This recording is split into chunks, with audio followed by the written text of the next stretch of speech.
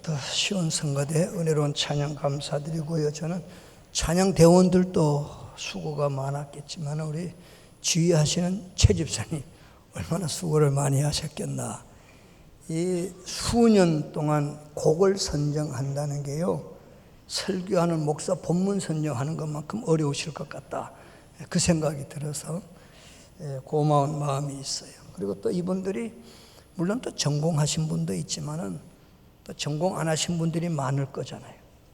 다 이렇게 모아서 이 작품을 만들어낸다는 것은 우리 지휘자의 능력이고 실력이다, 그런 생각이 들어서 최 집사님께 고마운 마음을 드립니다. 여러분, 아멘, 할렐루야. 내일 모레가 입추입니다. 그 다음에 10일 날인가 되면은 또 말복이랍니다. 그러니까 너무 아쉽잖아요, 또 벌써. 그러니까 덥더라도 요거 얼마 안 남은 것 즐겨보자, 그런 마음으로 더위를 조금은 참아보세요. 간혹 이 핸드폰에 이게 긴급 메시지 들어와요. 폭염 주의하라고. 특별히 나이 드신 분들은 외출 자제하시라고. 근데 여기 보니까 우리 권사님들, 장로님들 아예 그 경고를 듣고도 이렇게 하나님 앞에 나와 예배할 수 있는 것, 순교자적인 정신은 없다, 그런 생각이 들어요.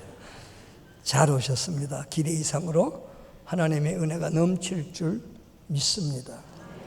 왜? 더운 데다가 들어오면 너무 시원하잖아요. 졸리기가 쉬우니까 담임 목사님 설교할 때는 졸면 안 되지만은 제가 설교할 때는 그냥 마음 놓고 조세요. 벌써 수십 년 들었으니까 하여튼 편안하게, 내가 존다고 절대로 야단칠 목사는 아니니까 편안하게 주무셔도 괜찮다.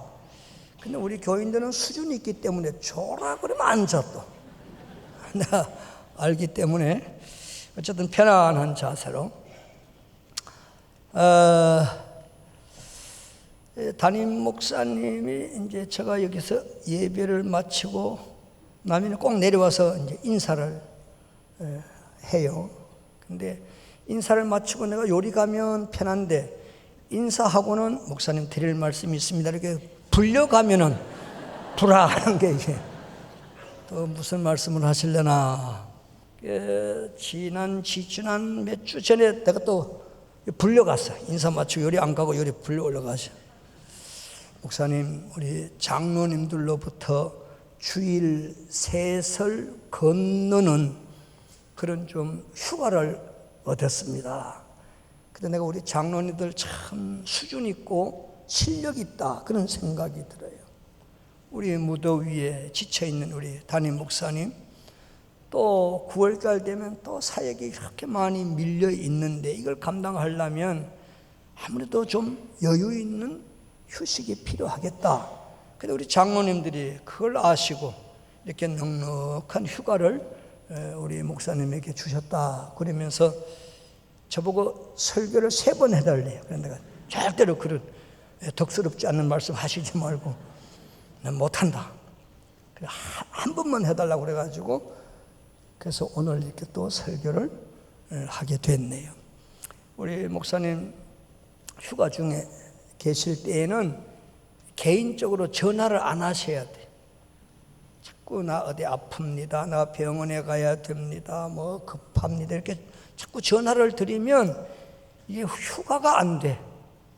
몸만 거기에 가 있지 마음은 다 여기에 쏠려 있기 때문에 휴가가 안 되니까 꼭 전할 말씀이 있으면 우리 교역자실에 그 행정 목사님한테 이렇게 전해서 한 분이 이렇게 조심성 있게 전화를 할 수 있을 수는 있지만은 개개인별로 전화하시면은 담임 목사님이 휴가가 참 힘들겠다, 이제 그런 생각이 드니까요, 휴가를 안 하시면 좋겠고, 전화를 안 하시면 좋겠고, 우리 담임 목사님 휴가 이제 가신다고 그래서 제가 그랬어요.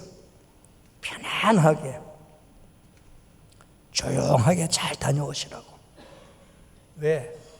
또 이렇게 광고를 해놓으면은 우리 교인들은 담임 목사님에 대한 남다른 애정이 있으셔서, 왜 내가 얼마나 몸이 안 좋으셔서 그렇게 오래 휴가를 받으시냐 뭐 이렇게 걱정하실 것 같아서 조용하게 편안하게 휴가 잘 다녀오시라고 저 그렇게 부탁을 했네요. 아마 지금 휴가를 잘 보내시고 있을 거예요.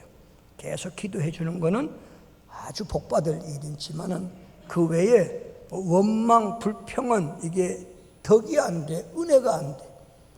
박 목사님이 잘못하는 것은 다 내가 잘못하는 거라. 왜? 내가 이렇게 잘 못해서, 위임을 잘 못해서, 내가 잘 못해서 그러니까 우리 담임 목사님에 대한 불평, 원망은 다 담임 목사님이 잘못한 게 아니고 내가 잘못했다 그렇게 생각되니까요, 박 목사님에 대해서는 절대로 그런 말씀을 안 하셨으면 좋겠다, 이제 그런 생각이 들어요. 한 2달, 3달 전인가 다른 교회에서 오신 남편은 이제 안수 집사님이신가, 또 부인 되시는 분은 권사님이시고, 근데 저하고 이렇게 만날 기회가 있어서 은평교회에 오시게 된 간증을 하시더라고요. 제가 잠깐 들어봤어요. 들으면서요, 제가 이렇게 눈물이 이렇게 울컥할 만큼 그런 마음에 이상한 느낌을 느꼈어요. 이분은 섬기는 교회가 많이 이렇게 분쟁하고 갈등하고 너무 신앙생활이 이제 어렵게 됐어요. 그래서 은혜 생활이 안 되고 모든 것이 귀찮고 피곤하고 더 괴롭고, 그래서 교회를 못 나가시고 영상으로 예배를 드렸는데 그 영상 예배가 뭐 현장 예배만 하겠습니까? 어쩔 수 없어서 영상 예배를 드릴 수는 있지만 그건 정상 예배는 안 해요. 근데 너무너무 불편하고 힘들고 괴롭고 이루 말할 수가 없어서 주일날 그 2분이 힘없이 이제 앉아서 주일을 보내야 되는데, 근데 그 집 큰 딸인가 하여튼 몇째 딸인지는 모르지만 그 따님이 나는 교회를 가야 되겠다고 나가더래요. 그래서 물었대요. 어느 교회를 가려고 그러냐 하니까는 나 은평교회 한번 가볼래요. 그래서 이제 그 따님이 와서 예배를 드리고 이제 집으로 갔죠. 그래서 문을 열고 부모님을 이렇게 만나는 순간 그 부모님이 그렇게 물었대요. 은평교회는 하나님이 계시더냐? 나는 그 소리 듣는 순간에 막 이렇게 훅하겠어요. 억지로 하여튼 감정을 억누르고 그랬어요. 은평교회는 하나님이 계시더냐? 그때 그 따님이 은평교회 우리 박지연 목사님이 설교하셨는데 너무너무 은혜를 받았습니다. 힘을 얻었습니다. 너무너무 좋은 교회를 만나게 됐습니다. 그래서 그 2분 부모님들도 그러냐? 그렇다면 나도 은평교회로 가겠다. 그래서 이렇게 은평교회로 오셨다 하는 간증을 하셨어요. 왜 제가 그 말 한마디에 울컥했는고 하니요, 은평교회는 하나님이 계시더냐 그 말 듣는 순간에 그 따님이 은혜를 받고 힘을 얻고 너무너무 좋은 교회라는 말을 했다고 그래서요, 한 가지는 이런 생각이 들어요. 하나님이 우리 박지연 목사님을 사랑하시고 우리 은평교회를 이렇게 귀하게 쓰고 계시는구나. 그것 때문에 마음이 막 이렇게 울컥했어요. 하나님이 지금도 여전히 은평교회를 우리 박지연 담임 목사님을 귀하게 쓰고 계시는구나. 또 한 가지는 지금도 하나님의 임재를 경험하지 못하는 상태에서 신앙생활을 하는 분들이 꽤 있구나. 그 현실 교회에 그 안타까운 마음이 들었어요. 모든 교회가 다 하나님의 임재를 느끼고 하나님의 구속의 은혜를 찬양하고 막 기뻐 뛰면서 신앙생활을 해야 됨에도 불구하고 한국 교회의 현실이라고 하는데 그것이 이렇게 은혜 생활하는 게 녹록지 않구나. 하나님의 임재를 느끼지 못하는 신앙생활 얼마나 힘들고 얼마나 어려울까. 그건 한국 교회의 현실 때문에 마음이 좀 그래 안 좋았어요. 그래서 우리 은평교회 우리 장로님들이나 중직분들에게 제가 두 가지를 부탁드리고 싶은 생각이 들었어요. 첫 번째는요, 우리 교회는 계속 이렇게 부흥될 것 같아 하는 느낌이 들어서 주차장 확보를 하는 게 시급하다, 그 생각이 들었어요. 얼마 전인가 저희 교회 이렇게 차를 가지고 주차를 못해서 이렇게 빙빙 돌다가 이제 돌아가셨다는 얘기를 들었어요. 돌아가셨다는 말은 천국 갔다는 말 아니고 이렇게 오해하지 말고 주차할 공간이 없어서 집으로 가셨다 그런 뜻이에요. 그 소리 들으니까 야, 은혜를 사모하는 심령들이 이렇게 찾아오는데 우리가 주차 공간을 마련 못해서 이렇게 돌려보내는 그 마음이 좀 안 좋았어요. 그래서 어떻게든지 기도하시면서 주차 공간을 마련하는 것이 우리 교회가 해야 할 시급한 문제다. 그 생각이 하나 들었고요. 그 다음에 두 번째는 우리 박 목사님 건강을 지켜주는 것이 아주 중요하겠다. 그 생각이 들어요. 하나님이 귀하게 쓰시는데 건강이 안 따라주면 이게 못하는 일이거든요. 어떤 분이 그런 극한 말씀을 했어요. 목사도 병들면 성령님도 싫어하신다, 그 소리를 해서 내가 깜짝 놀랐어요. 성령님도 안 쓰신대요. 그러니까는 육체가 이렇게 과로하지 않도록, 힘들지 않도록, 그리고 장로님들이나 우리 중직자 되시는 분들이 우리 박 목사님 건강을 챙겨주셔야 돼요. 이 담임 목사의 특징 중에 하나는요, 일이 눈에 보이면 이렇게 몸을 아끼지 않습니다. 불을 보면은 나방들이 그냥 덤벼드는 것처럼 담임 목회자들은 일이 이렇게 해야 할 일이 눈에 있으면 이건 그냥 몸을 안 아끼고 덤벼드니까 우리 박 목사님도 틀림없이 그러실 분이란 말이에요. 여러분들이 이렇게 잘 자제시켜 주시고 하여튼 피곤하지 않도록 이렇게 잘 도와주셔야 된다. 그런 생각이 들었어요. 벌써 이게 당뇨가 왔을 정도면 이게 위험 신호입니다. 그래서 과로하지 않도록 자꾸 이렇게 살펴주시는 일을 우리 당회원 장로님들이나 중직자분들이 좀 해주셔야 되겠다 하는 부탁을 좀 드리고 싶습니다. 서론이 길어졌죠? 서론이 길면 뭐가 짧아요? 본론은 짧아요. 담임 목사님은 본론이 길어야 되고요, 원론 목사는 서론이 길어야 돼. 그러니까 저는 서론이 끝났고 이제 본론 말씀을 드릴게요.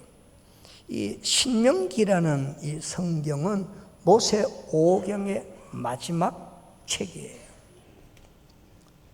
그리고 이스라엘의 그 구주역들, 애굽에서 나온 사람들은 이제 거의 다 죽고, 이제 새 역사의 주역들이, 광야에서 태어난 새 인물들이 이제 가나안을 앞둔 이 상태에 모세가 가나안에 들어가지는 못하지만 가나안을 이렇게 바라보면서 모압 평지에서 유언에 가까운 설교를 하는 내용이 오늘 읽으신 내용이에요.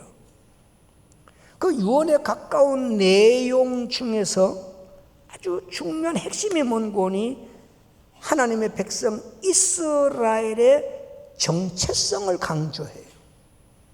그 정체성이라는 게 뭔고니 이스라엘이여 너희들은 하나님으로 말미암아 존재하는 존재다. 너희들 스스로 존재하는 것이 아니고 하나님이 아브라함을 부르셔서 아브라함을 통해서 후손들을 주셨고 그 후손들이 애굽에 40년 동안 번성하고 그래서 거기서 학대받는 너희들을 이끌어내서 광야에 왔고 그리고 너희들의 목적지 가나안 땅에 갈 너희들인데 너희들이 존재하고 있다는 이 사실은 너희들 스스로 된 것이 아니고 하나님으로 말미암아 존재하고 있다 하는 내용을 한 가지 강조를 했고요. 두 번째는 너희들은 하나님께 순종해야만 살 수 있는 백성이다 하는 것입니다. 잘난 척하고 자기 힘으로 사는 백성이 아니에요. 애굽에서 나온 구주역들이 왜 광야에서 죽었는가? 하나님의 말씀에 순종하지 아니해서 원망하고 불평하고 간음하고 우상 숭배하고 하나님이 하지 말라는 일들만 하다가 광야에서 죽었으니 너희들의 사는 길은 재주를 부려야 사는 게 아니고 하나님께 순종해야 사는 너희들이다 하는 것 두 번째 강조를 했고요. 세 번째는 너희들은 하나님으로 말미암아 행복해지는 존재다. 하나님 없으면 너희는 행복할 수도 없고 하나님으로 말미암아 행복할 수 있는 존재가 너희들이다. 이것이 모세가 그 모압 평야에 가나안을 바라보고 있는 그 신주역들에게 정체성을 강조하는 거예요. 너희들은 스스로 존재한 자들이 아니야. 하나님 때문에 존재한 자들이야.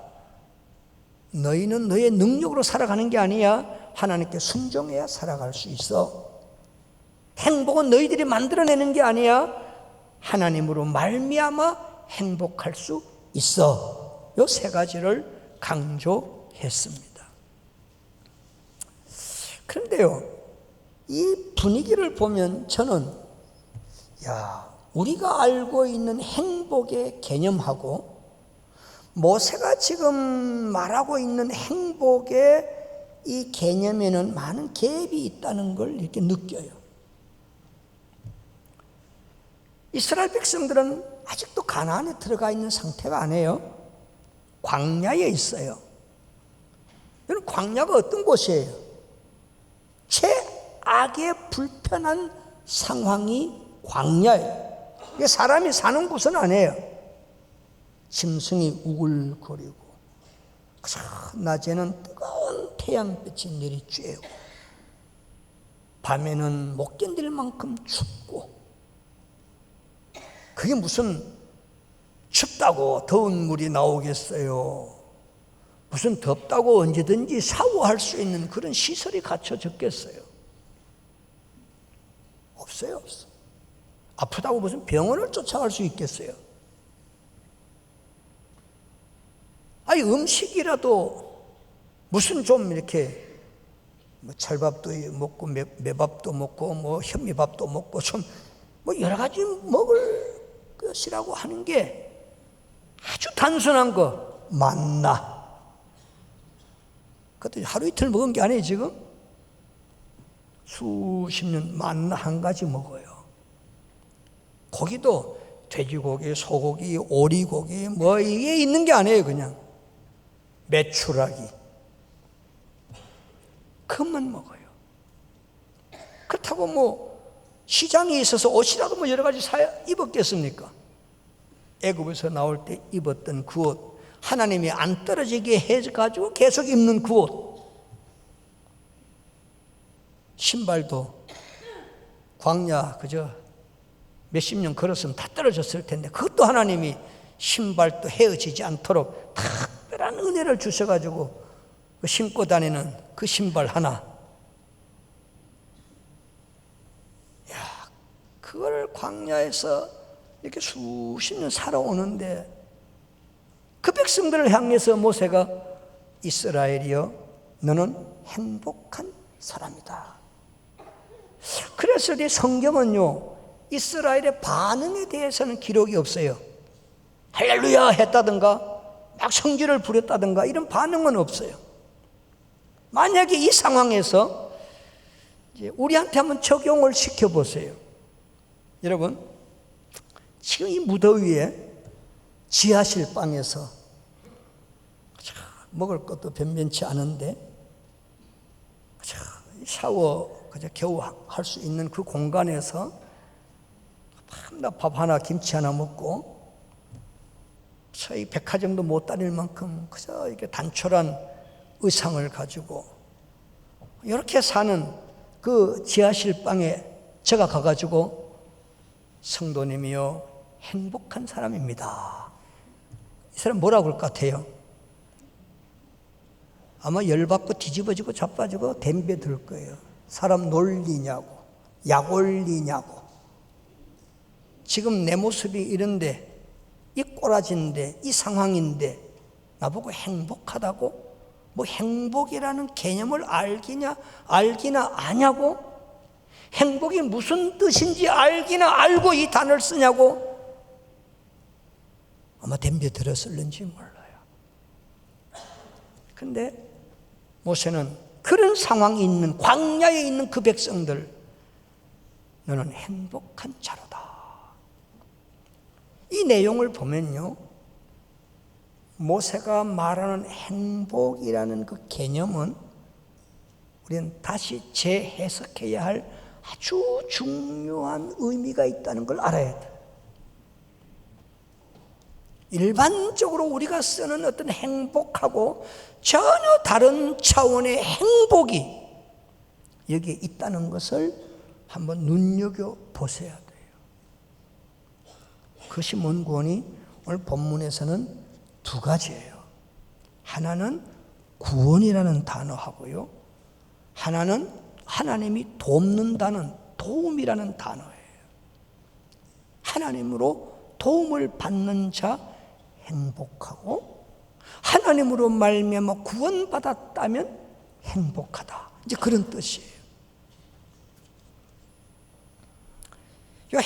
여기에 구원이라는 단어는요 극한 위기에서 벗어나는 것 이런 뜻이에요. 평범하고 시시한 것에서 이렇게 벗어나는 것을 구원이라고 단어를 잘 쓰지 않아요. 예를 들어서 나 감기 몸살 들었는데 뜨거운 꿀물 하나 마시고 났더니만은 나 괜찮아졌어, 나 구원받았어, 이런 소리 안 해요. 극한 상황에서 인간의 힘으로 인간의 방법으로 도저히 헤어날 수 없는 그 상황에서 하나님의 힘으로 하나님의 방법으로 이렇게 벗어날 수 있었을 때에 쓰는 단어가 구원이라는 단어예요. 그래서 한 네 가지 경우의 구원이라는 단어를 쓰는데 한번 확인해 보세요. 역대기야 20장 17절은요 전쟁 때 쓰는 단어인데 한번 읽어보세요. 시작. 서서 너희와 함께한 여호와가 구원하는 것을 보라. 거기까지만 읽겠습니다. 이 배경은요 여호사밧 왕 때에 모압과 암몬과 세일산에요 세 민족이 연합군을 이루어서 여호사밧 왕을 이렇게 치려고 들어옵니다. 사실은 여호사밧 왕은 이 세 민족 중에 1대1로 붙어도 버거울 만큼 이 강한 민족들이에요. 근데 셋이 뭉쳤는데 여호사밧 왕이 감당할 길이 있겠습니까? 이건 뭐 백전백패입니다. 그래서 여호사밧 왕이 하도 기가 막혀서 오직 주만 바라보나이다. 하늘에 계신 하나님이여 나를 좀 도우소서. 간곡히 기도해서 하나님이 개입하심으로 그 전쟁에서 이기게 해 주셨을 때 쓰는 용어가 하나님이 구원하셨다. 여호사밧 왕의 힘으로는 도저히 이겨낼 수 없는 그 전쟁, 하나님이 그들을 전쟁에서 승리케 해 주셨을 때 쓰는 용어가 구원. 또 마태복음 9장 21절과 22절 곧 한번 읽어볼게요. 시작. 이는 제 마음에 그 겉옷만 만져도 구원을 받겠다 함이라. 이것도 그까지만 읽을게요. 12년 동안 혈루병에 걸린 여인의 고백이에요. 지금도 혈루병 글쎄 고치기가 얼마나 쉬운지는 모르지만 이 당시에는 거의 불치병이에요. 그러니까 12년 동안 못 고쳤잖아요. 그래서 주님의 옷자락만 만져도 이거는 고칠 수 있겠다라는 그 믿음, 그 상황에 쓰는 용어가 구원. 구원이라는 단어를 그때 한번 썼어요. 그 다음에 절망의 상태입니다. 출애굽기 14장 13절 시작. 모세가 백성에게 이르되 너희는 두려워하지 말고 가만히 서서 여호와께서 오늘 너희를 위하여 행하시는 구원을 보라. 구원의 단어가 나오죠. 이것도요. 이거는 도저히 이스라엘의 자력으로는 헤어날 수 없는 아주 급박한 상황. 애국 군대가 뒤에서 쳐밀어 들어오지요. 양쪽에는 절벽이지요. 앞에는 홍해 바다가 가로놓였지요. 이건 뭐 도간에 든 쥐처럼 이건 대책이 없고 방법이 없어요. 그때 모세가 쓰는 용어가 뭔 거니? 여호와께서 우리를 구원하시는 것을 보라. 그때 구원을 쓰는 거예요. 극한 상황이에요. 그 다음에 아주 중요한 단어가 있습니다. 지금 질병이라든가 전쟁이라든가 이런 절망의 상태에 쓰는 구원이라는 단어는 어쩌면 하나의 그림자예요. 상징적일 거예요. 아주 본질적인 구원의 개념이 하나 있습니다. 마태복음 1장 21절 다 같이 시작. 아들을 낳으리니 이름을 예수라 하라. 이는 그가 자기 백성을 그들의 죄에서 구원할 여기 자이심이라. 이제 죄 문제가 나옵니다. 죄 문제. 죄는 우리 인간이 저지를 수 있는데요, 그 죄를 우리 인간 스스로 해결할 능력은 없어요. 얼마나 절망적이에요. 이 죄 문제를 해결하기 위해서 하나님이 예수님을 이 땅에 보내주셨어요. 그분이 십자가에서 피를 흘리심으로 말미암아 죄 문제가 해결됐어요. 죄 문제가 해결됐다라는 말은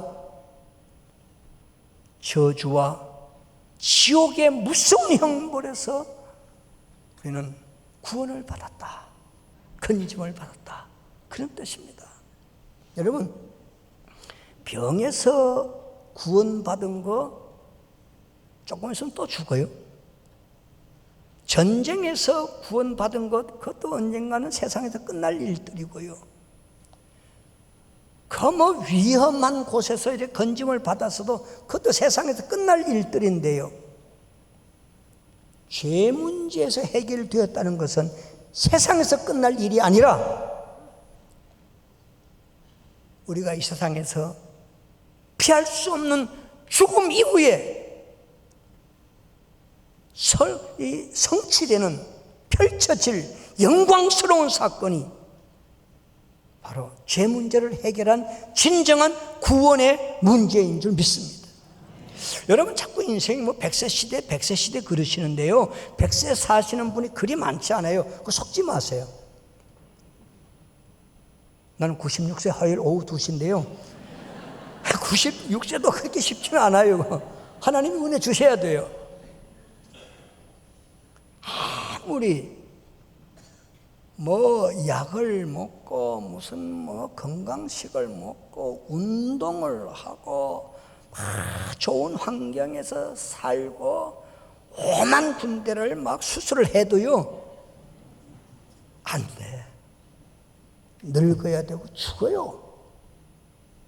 7, 80년 요거 짧은 인생이고, 그 다음에 죽음 이후에 펼쳐질 세계는 이거는 어마어마한 사건이에요. 놀라운 사건이에요. 사람의 힘으로 해결할 수 없는 하나님만의 방법으로 성취될 그 나라가 구원이고 천국이고 영생인 줄 믿습니다. 이 구원이라는 게 얼마나 큰 복인지 아십니까, 여러분? 나는 이 구원에 대한 이 은혜가요, 은퇴하고 다 절실하게 느껴지는데요.